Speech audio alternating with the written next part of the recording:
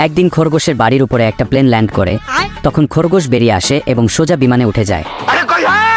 কিন্তু বিমানের ভিতরে কেউ নেই, তাই খরগোশ গিয়ে পাইলটের আসনে বসে বিমান ওড়ানোর ভান করে। অন্যদিকে এই ডাকাত ব্যাংক থেকে অনেক টাকা লুট করে পালিয়ে যায় এবং সে সোজা বিমানে উঠে যায়। সে খরগোশকে একটি পিস্তল দেখায় এবং তাকে বিমান ওড়াতে বলে, কিন্তু খরগোশ বলে मुझे नहीं आता। কিন্তু ডাকাত তাকে বলে বিমান না উড়ালে তোকেই উপরে পাঠাই দেব। বিমানের এত বোতাম দেখে খরগোশ কিছুই বুঝতে পারে না, তাই সে তার ইচ্ছামতো বোতাম টিপতে শুরু করে, কিন্তু তারপরেও বিমান চালু হয়ে যায়, কিন্তু রাস্তার ওপর দিয়ে।